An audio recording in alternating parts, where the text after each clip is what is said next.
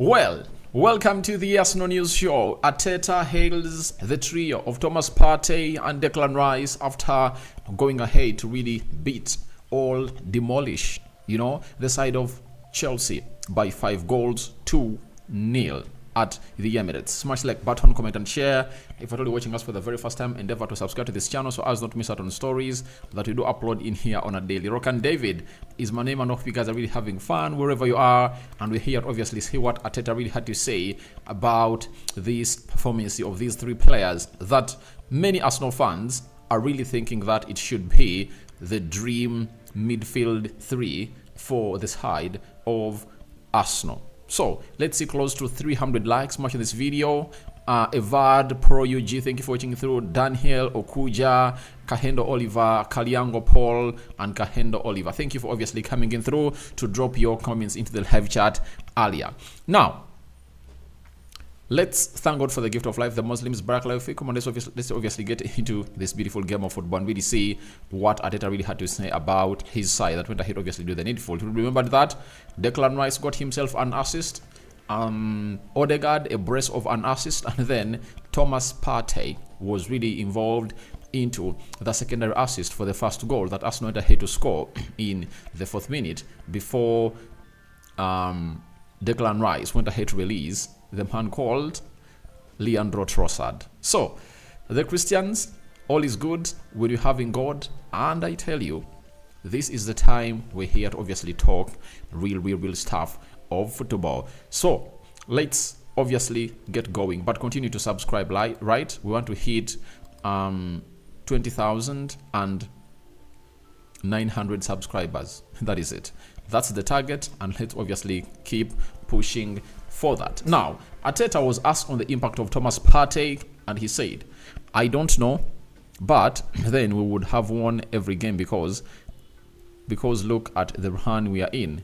The amount of points we have already, and we have missed Thomas Partey, that's true, since August, and he's a big player for us. But as well, that has given the chance to all the players, to Declan Rice to play as a 6, to reconsider Declan as an 8, playing Kai as a 9, the contribution of Jorginho, he has been absolutely phenomenal as well, and the team has resources. So, and it has to find different ways of winning and acting and interacting, and interchanging the qualities. I'm really happy. Now, I felt very offended when people came out and felt like, oh, Thomas Partey is that guy that has gone ahead to obviously give the side of give Arsenal a very beautiful shape. I tell you, Thomas Partey has not been here. Arsenal has gone ahead to play very many games this season. You get?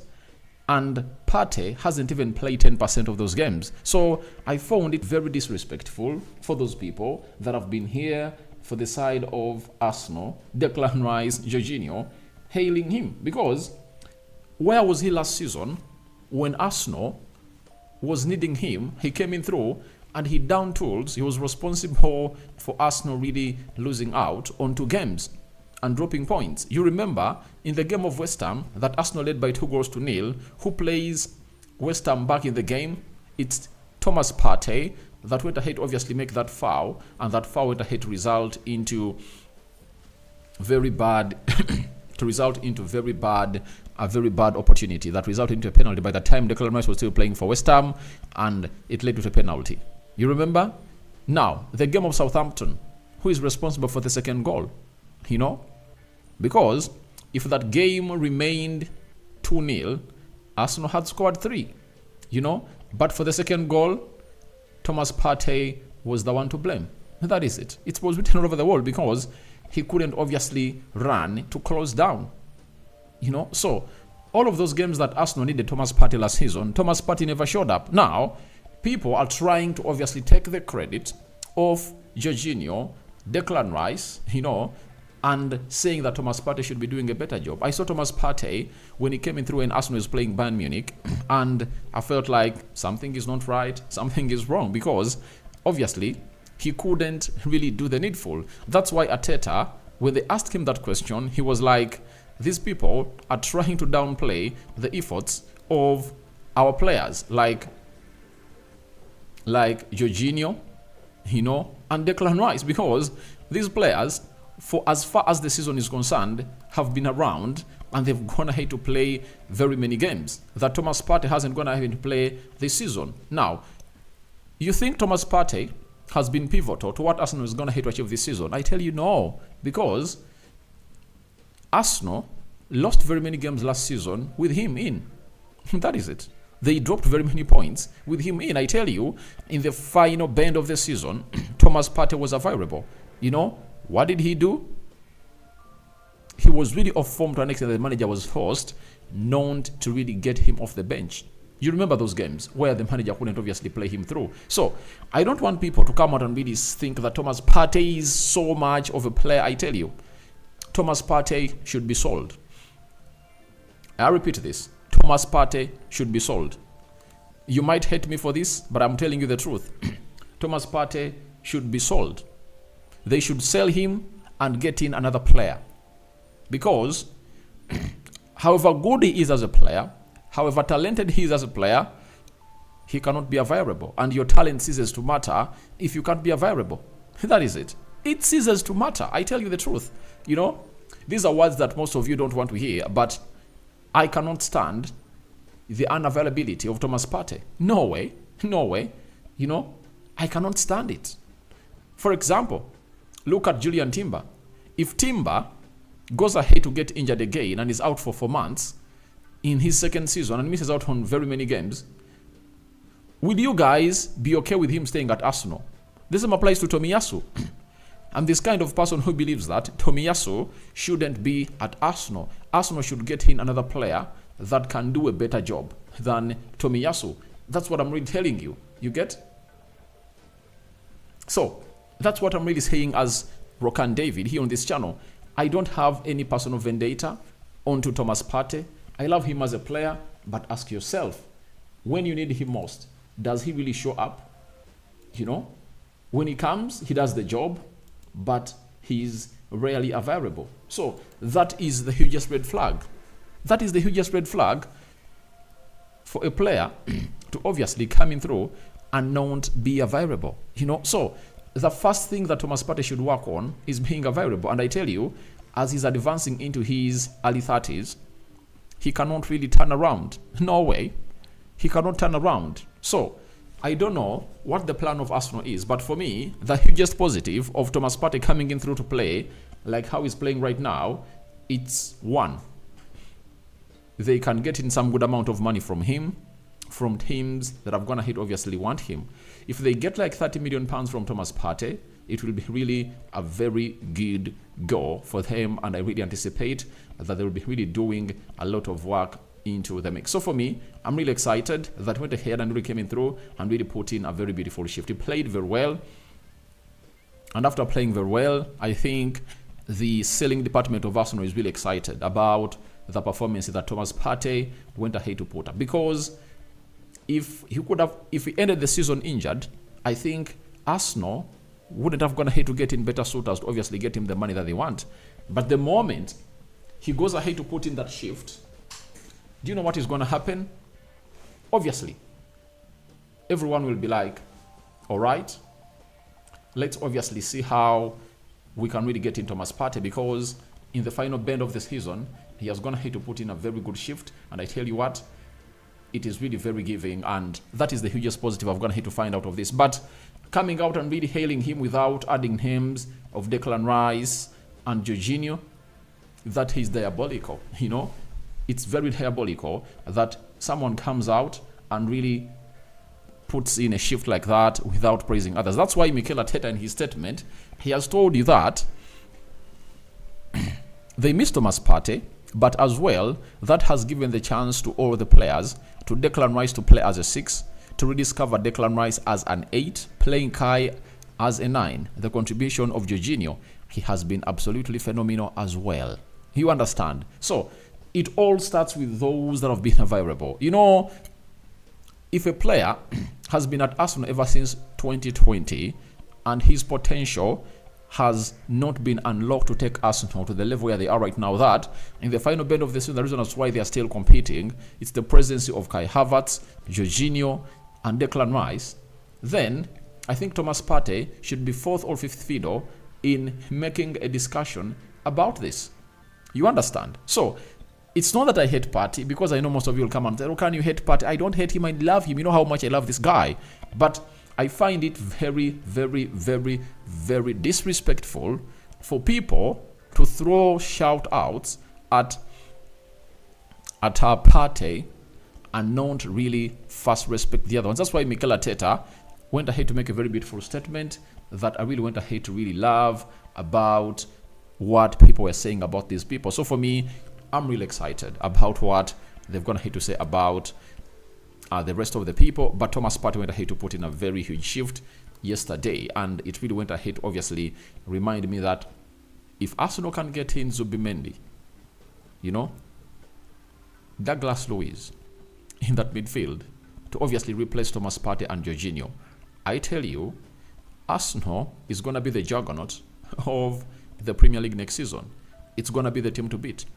That is it. So, congratulations to Thomas Partey, and continue to smash the like button like no other for Thomas Partey. And let's obviously see close to 300 likes smash on this video. Thank you guys for watching in through. All those watching in through, I'm having Nabong Alan, thank you for watching through. Naboth, thank you for watching through.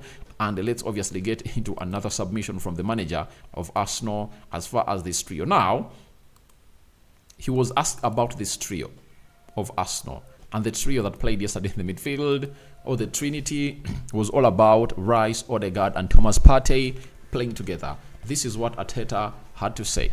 Yeah, we have the squad available apart from Julian Timber. Hopefully, he's going to be very back soon with us.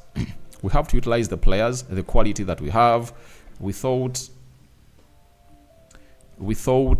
it was a really good game for Thomas Partey to come back. He looks like he's in rhythm. He trained really well the last days. The way that they stepped up, the players that they have in, and the way they attack especially. We believe it was the right call to make. He stepped up and had great performances and was really important for the team. Obviously, Partey brings a different flavor to the midfield of Arsenal. For that, I agree.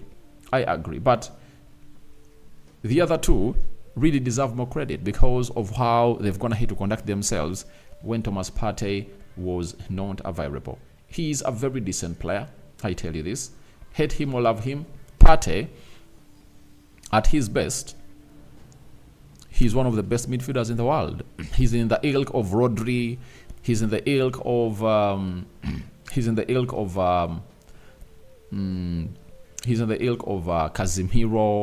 in the ilk of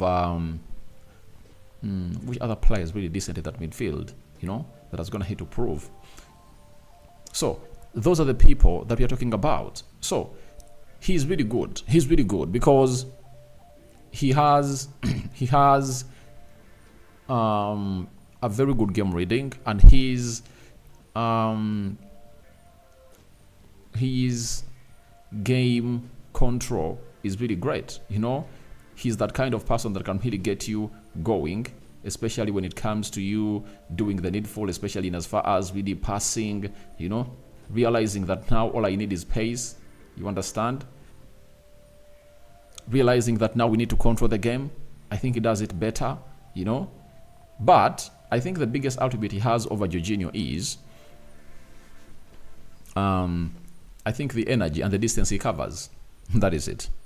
And in the modern game of football, that is a given. Not so? It's always a given. So, I love the player. And I think Mikel Arteta is going to hate to say that he went ahead and obviously came in through and did the needful. But there is one thing you need to know. Thomas Partey has gone ahead to come in through at the right time. I tell you.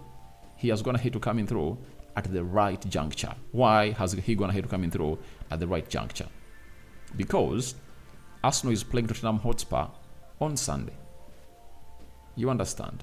Arsenal is playing Tottenham Hotspur on Sunday. And them playing Tottenham Hotspur on Sunday, what does it mean? It means that they will need a more energetic player into that midfield.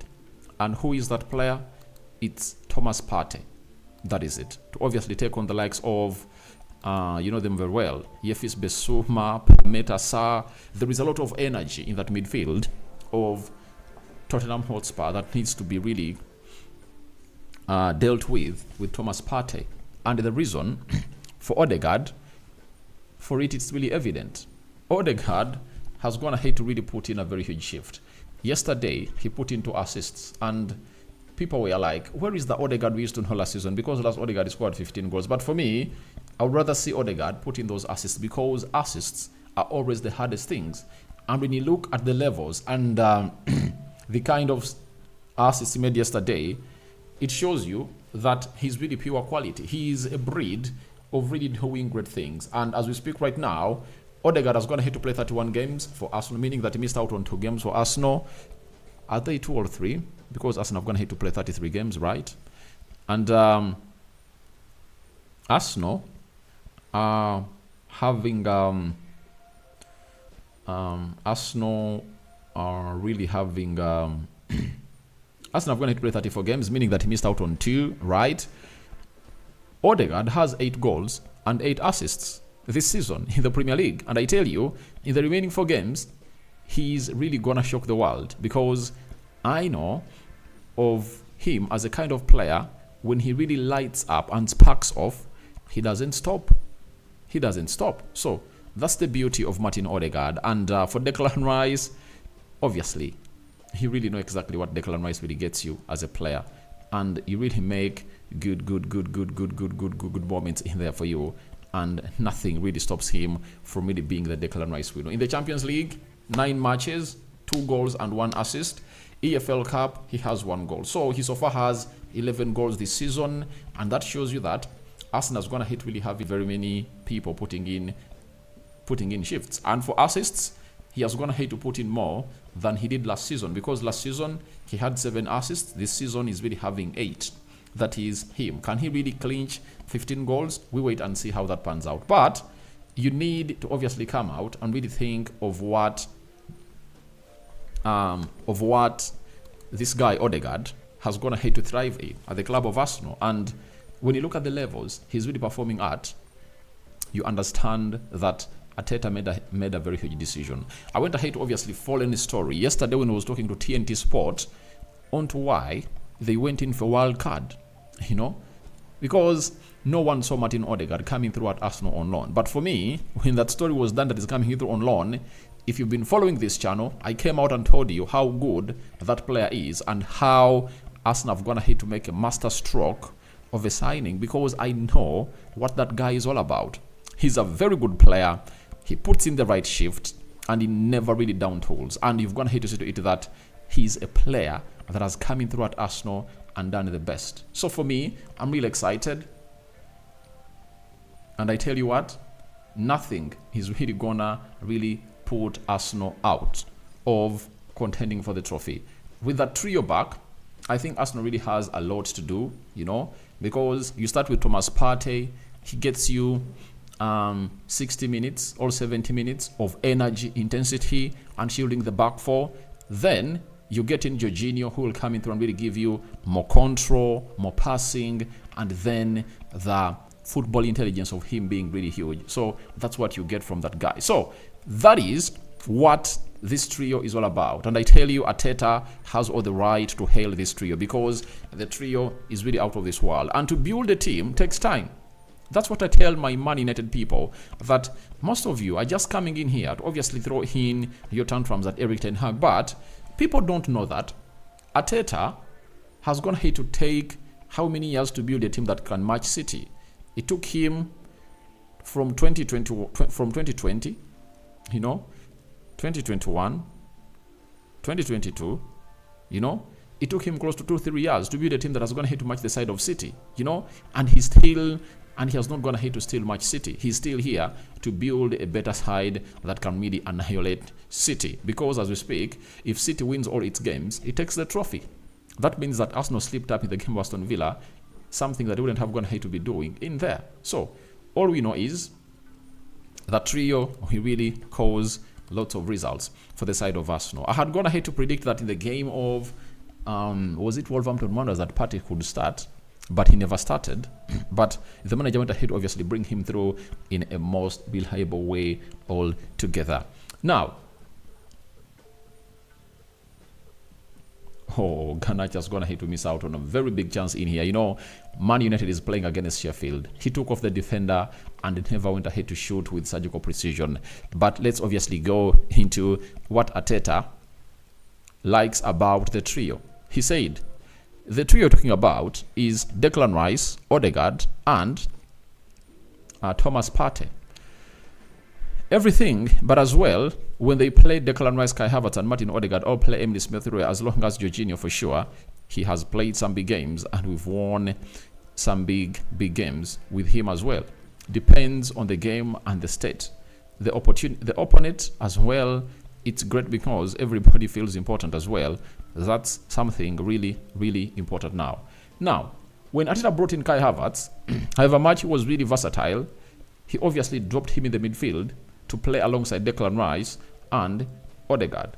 It was written all over the wall, even at the beginning of the season, that Mikel Arteta was like, all I want is simple. I want Declan Rice I want Thomas Partey to be played as a right back, and that was his first trio. So, what changed the shape of his team were the injuries.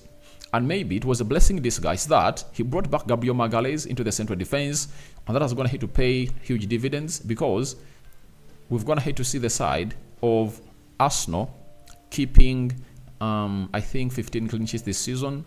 No team has gone ahead to keep more clean sheets than Arsenal. They are the least team that are going to concede very few goals in the season after Gabriel Magalhaes came in through. Then, when Jesus got injured and they put in Nketiah, things are not working on well. And after the Dubai break, you saw what Arsenal went ahead to do. They came back with the plan of playing Kai Havertz as the center forward. It went ahead to pay huge dividends, and you've gone ahead to see the results that have gone ahead to be really given out to that side of Arsenal. So I think all what Arteta is talking about is that all the trios we've gone ahead to use in the midfield have gone ahead to work out, because the first trio was Odegaard, Declan Rice, and Kai Havertz.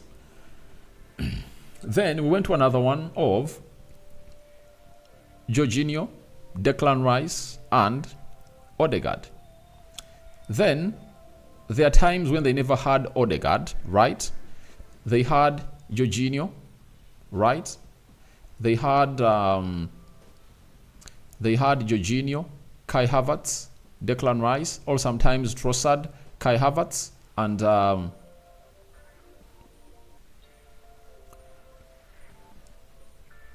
they had Jorginho, Kai Havertz, and Trossard. So there are very many trios that they've gone ahead to obviously go ahead and really do the needful into that midfield of Arsenal. And I think every player that Arteta's gone ahead to try to bring through into that midfield has gone ahead to play on very well.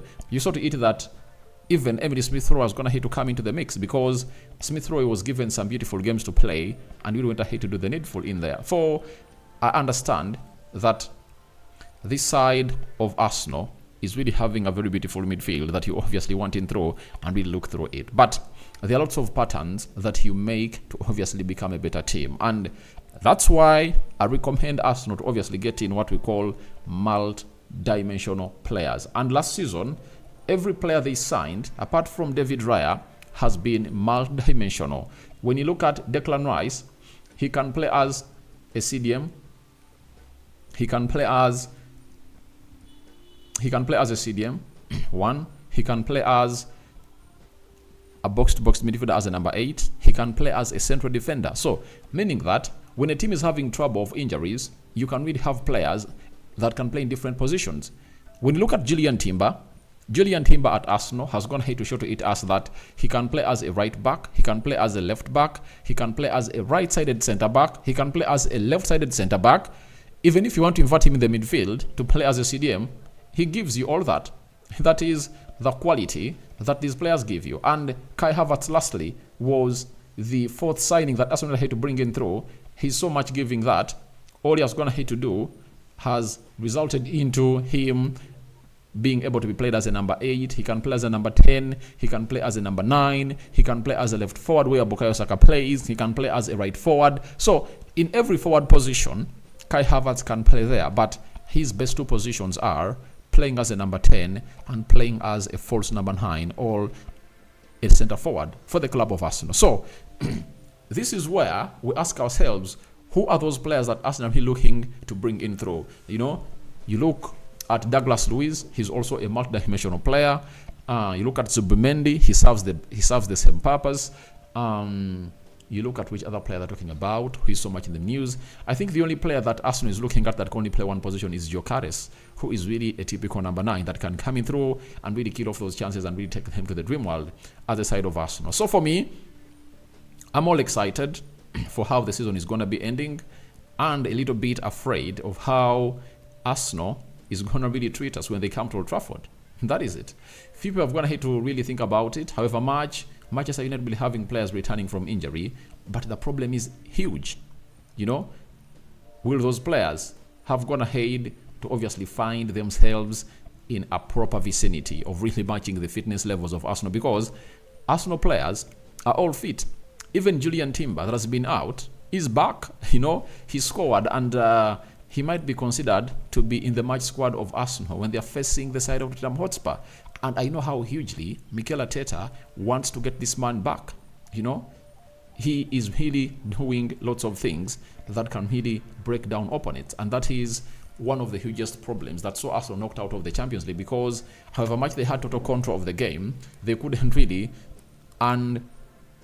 unlock that compactness of Bayern Munich, and that's what Julian Timber gets you. So that is the beauty of all these players that Arteta is going to have to bring in through. Then let's obviously talk about Arteta, talking about the performances that Arsenal had to put up last night, because it's the very first time they've gone ahead to get such a huge marginal win against Chelsea. And he said, yeah, a big performance collectively and individually. I thought we were really good against a really good team that was in a great form, and they were going to ask us lots of questions, and we responded really well. From the start of the game, I think we are really determined, really flowing, playing with a lot of courage and making things happen. Yeah, really happy with the result. It's a big day for our supporters as well, so really happy with that. So it was a very, very, very, very huge occasion for the club of Arsenal, you know, because the last two games had gone ahead to play at Emirates, had not gone ahead to obviously pay off what we call huge dividends for the side of Arsenal, right? And all what they needed was to obviously rise up to the occasion and really understand that maybe something else needed to be really done to obviously put in a very beautiful shift for the club of Manchester, for the club of Arsenal. And they really responded well. A win against Wolverhampton Wanderers, and they also found themselves in a better position of really putting in a shift against Chelsea. And 2 games won in a row, one away from home and the other at home. They've gone ahead to keep what we call a clean sheet. Obviously, that is really very important. And the performance was really the one you needed as you really gear up for the North London derby against Tottenham Hotspur, a team that has rested. You know, I think they last played, or when, I don't even remember, but they are going to be playing Arsenal very, very soon, and that is going to be the game they're playing on, is it Sunday, right? Let me check. Arsenal Spurs. When is the game going to be played? Let me see here. So Arsenal is playing Spurs on Sunday. That means for everyone watching this channel, on Friday morning, that's when we'll be dropping the match preview, right? That's when we'll be playing the match preview. Or we'll be really putting in the match preview in here onto this beautiful channel of ours. So guys, that is it coming in through from Mikel Arteta. And all I want to let you know is simple, that we are going to tackle a little bit into your questions and your statements that we went ahead to put out in there for you, as we obviously call it the end. We call it the end. Now, Evade Pro, hey Rokani, I thank you for this. I thank you for all this. This is Rogers, Chegwega District. All right, that is Fort Portal. Thank you for watching in through that side of Fort Portal. That is Western Uganda. Daniel Okuja. Hello, Rokani. Thanks. I want to know whether is the former Arsenal player called Thomas Vermaelen. Vermaelen. He was called Thomas Vermaelen, right? All right. Let's see what he's all about. I think he no longer plays for the national team of Belgium. He's 38 years of age now. And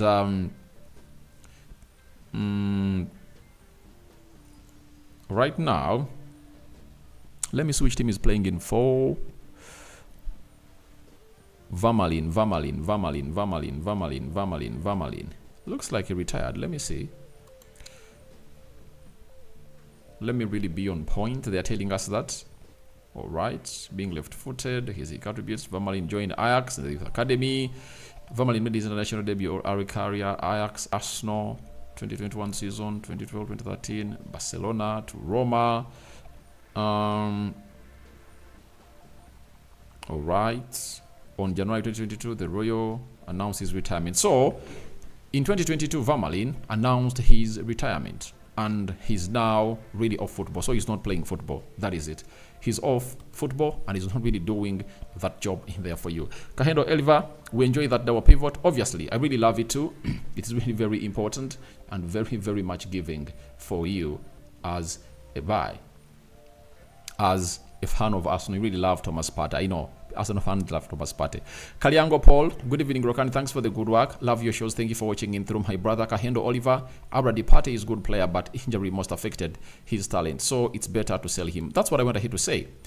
Arsenal should sell Thomas Partey. And it's a blessing in disguise for him to come in through and really perform like that, because all you're going to get as a positive is teams are going to line up for Thomas Partey like he's a hot cake.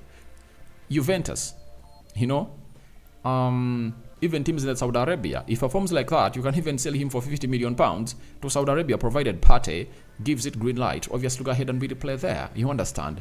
Then, Naboth Atushabide. Hi, already. Thank you so much. Nabong Alan, Alhan Nabong, listening live from Kampala, Uganda. All right. Thank you. Kampala, Uganda, the Pearl of Africa. Danish Ojok. Truly, I love the show. Thank you for loving the show. Saeed Emma. Saeed is my name. I really love the show. Thank you for loving it. Mui Manewa. Muyimoli. Already, Partey is a good defensive player. It's only injuries which affected him. Partey, Rice, and Odegaard can go.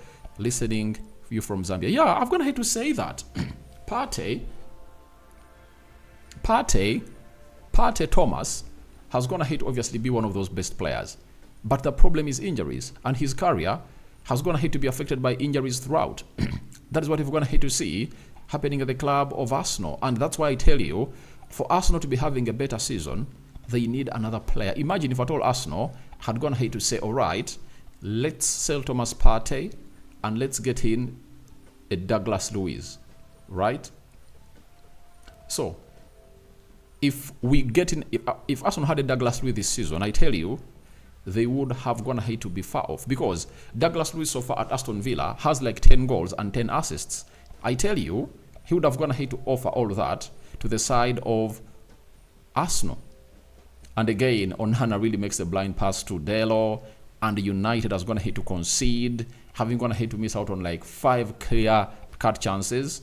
United concedes a goal because of Andre Onana's bad pass. But I tell you, Partey is a very good player. But even if you are that good and you cannot be fit, you cease to make sense to the team that you play for. You cease to make sense. That's what I'm telling you. You get Emma Oriokot. Good evening, bro. Good evening, my brother. Onzima Sande Rokani. I'm Onzima Sande from Uganda. Good work. Love you so much. Thank you for loving me. Cash Ivan. Hey, Aradi. Thanks for the show. About Ishak to Arsenal. That's the video I'm recording next. I'm recording the video. Just turn on your notification bell. I'm going to come in through and really put in what we call a very good shift when it comes to Ishak to Arsenal. Huge development has gone ahead to obviously be thrown in, and just stay around the corner. A lot is going to be thrown to you. Then the other guy is Zuma Richard. Hello, brother. Thanks for the update. I like you. We made it. Yeah, thank you. Henry Musasi, Rokani, Foden, Saka, and Palmer. Who can you take in your team? All I take is Carl Palmer. That is it. The composure that Carl Palmer gets you is really out of this world. I tell you, he's better than all those three players, all those other players. Foden is good. I rate him. I rate Saka highly, but Carl Palmer is really a natural. You see, he's a player who looks like things are really part of him. Foden is good, and I think out of those three players, Saka is third fiddle. Foden is second fiddle. Then Cole Palmer is first fiddle. That's what I think. You get? And I tell you, the player in Saka has to do a lot for the Euros because Cole Palmer has a lot to offer into that beautiful game of football. And even the manager of England, Southgate, is really putting in a lot of thinking. I know he's having headache. His head is bobbing, because of those three players. I know those three players. They are really good. And all I want to let you know is that all those three are going to the Euros. Marcus Rashford for Man United is going nowhere. He's really having a shit season, struggling, And I tell you, there is no way he comes in through to obviously go past those three players because they are having almost the best seasons of their life. So all you want to see is simple. How is the manager going to really utilize them? Because all the problems that England has gone ahead to face have all been as a result of the manager not utilizing the players well. That is it. So, Ngonzi Richard, Mr. I like your show because you talk the reality. Thank you for watching it through. Henry Musasi Rokani, compare for me, Madison, Sobaslai, Kevin De Bruyne. These three, I think Kevin De Bruyne is ahead of them.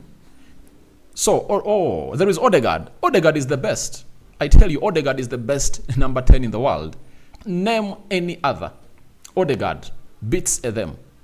The only player that comes close to Odegaard is Musiala. But I think Odegaard plays a more mature game. Though Musiala is still young, 19, 20 years of age, Odegaard is like 6-5 years older than him. That means he can really hit the levels that Odegaard hasn't yet hit at the age of 25. But Odegaard is better. I think I go ahead to bring in Kevin De Bruyne, then James Maddison, then Sobaslai. That is it. So Odegaard is better than all of those. And second fiddle goes Kevin De Bruyne, and then Sobaslai, and then James Maddison comes last. That's it. So there is a question coming in from Sesei Suleiman. Good evening, brother. Yesterday I told you that Arsenal will win. Yeah, I also predict Arsenal will win.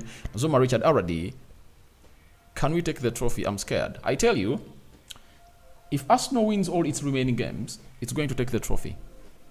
Man City are going to drop points against Brighton tomorrow, and against what side? What is it called? Against Brighton, against Nottingham Forest. All those games are away from home. They are going to be a huge test for the side of Man City. And there is a big game, Man City versus Tottenham Hotspur. In the recent, I think, 5 seasons, Man City hasn't gone ahead to go to the stadium of Tottenham Hotspur and really won. So, all what Arsenal has to do is let Arsenal win its games. But they're having Tottenham Hotspur and Man United. So, if they can win on Sunday, it will be a very huge boost for the side of Arsenal. It will be a very huge boost for the side of Arsenal, and they'll obviously take them going. So I think if Arsenal win their games, especially that game of Spurs, the rest will be history. They'll go through to win the trophy. Arsenal will only wait City to lose to Everton. We wait and see how it pans out. Or Liverpool. Liverpool is playing Everton tonight. Julius Mukono, Julius, didn't I tell you that Kai Havertz better? I don't know why people think that Kai Havertz is better than Gabriel Jesus. Jesus has been disturbed by injuries. It's like someone saying that Declan Rice is better than Thomas Partey. Can you really agree it? The only thing that Declan Rice has gone ahead to do better than Thomas Partey is being consistent and available. Now, imagine a Thomas Partey having a fully fit season. He will contend for the best player or for the best CDM in the world, right? You get? He will contend for that. So, Jesus is a better number 9. That is it. I tell you this. And Kai Havertz is a good player. You get? All are 2 good players, but they all offer you something different. What Kai Havertz has gone ahead to get is he has gone ahead to find himself in a position of putting in a shift that is really well known as a player being a variable. And his being a variable has gone ahead to obviously create lots and lots of things for him. But I tell you, you put Jesus in the team of Arsenal to play 38 games this season, or 32 or 33, he can register the numbers that the guy is going to score. Have you forgotten that the moment Gabriel Jesus hit his mark, he got injured? Have you forgotten that? Against Nottingham Forest, scoring 1 goal and putting in what we call an assist. He got an injury. Against Sevilla, scores a goal and put in an assist. Obviously, it went ahead put in bad results. That went ahead obviously cost him. But trust me, he's good. He's a very good player. And for everyone who thinks that, I know where your basement is. The stats are really showing something different. And I tell you this, it is really one of those moments that will ever come up and really stop us from discussing this. But all in all, I tell you, it's not gonna really keep United. So it's not gonna keep Arsenal off. And that's why Arsenal might not even bring in number 9. I think they should get that money and really spend it elsewhere, because I know Kai Havertz can obviously share that role well with Gabriel Jesus, and then let Arsenal reinforce these other sides. But I also want to see very many chances created for the number 9. And I saw yesterday Odegaard deliberately releasing this guy called Kai Havertz. I liked that because all will go on well. Now, Henry Musasizi, how many seasons have you seen Palmer scoring consistently? Then you rate him. You know, the problem you Arsenal fans have is, you know, you think Saka is a Messi. That's the problem you have. You know, I tell you, they are better players, you know, than Saka. I told you, one thing I like about Saka is his efficiency. Saka is efficient, you know. He's not all that a player with huge talent, but the little talent he has turned into efficiency. He's an efficient player, you know. And I went ahead to hail him yesterday in that game that he did something different, that he was not selfish, you know. Having gone ahead to reach that position,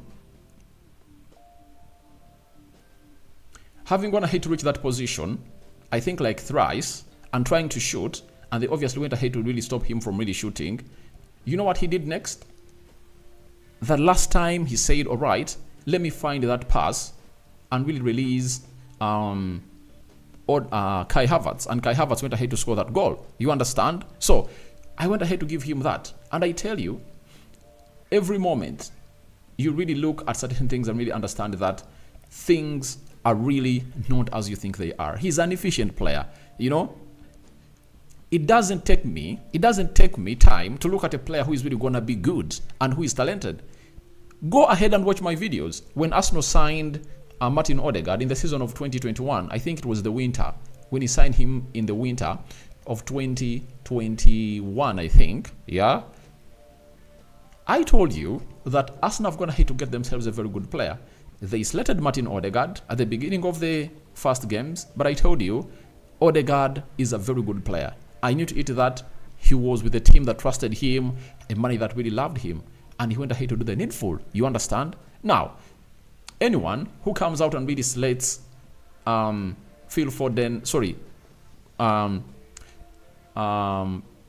Palmer, he's a special talent. He's a special talent. Now, let me bring you up to speed, because from here I speak with facts. There is a player called Ronaldinho. You know, when he was still at Barcelona, and Messi had gone ahead to come in through, and Messi had just gone ahead to play just few games, they asked him, do you think you are going to be the legendary of Barcelona? Because he had gone ahead to outdo most of the people there, scored very many goals, given them titles. He did a lot for the team of Barcelona. Do you know what he said? No way. There is a young man known as Lionel Messi who is going to come out and rewrite my history. And he's going to really be the best player at Barcelona ever. Now, you think Ronaldinho needed Gaucho? So Ronaldinho needed Messi to go ahead and really play for all those seasons. That wasn't the case. The case was simple. All he needed was to see how good that player is. Carl Palmer is a very good player, I tell you. Now, you think I support Man United, Look at a man known as Kobe Menu. I tell you, Kobe Menu starts in every Premier League team. You know, every team would like to have a player like Kobe Menu. At that age, 18, he made 19 recently. If he's really putting in that effort, I tell you what, he's really good. So you need, which lenses do you need to see to it that Kobe Menu is a very good player? You get? Kobe Menu has gone ahead to play not even a full season at Man United because he started playing in November. Carl Palmer has played the full season for Chelsea. You get? And there are those special players that come in through and the world notices how good they are. Like I told you about Kai Havertz, that Arsenal fans slated the coming in through of Kai Havertz, and I told you, you are talking about things that you don't know. Every person who is downplaying this guy, he's naive about the game of football. Now, months later, who is right?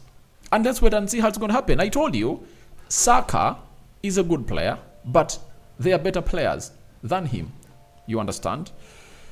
Henry Musasizi Rokani, tell me, big team gave big headache to make him Foden, Saka, who destroyed Madrid and Bayern respectively.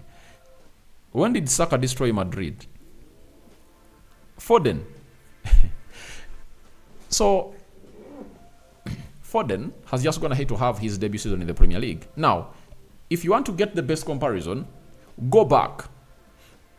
You know, because Palmer is 21 years of age. Go ahead and check.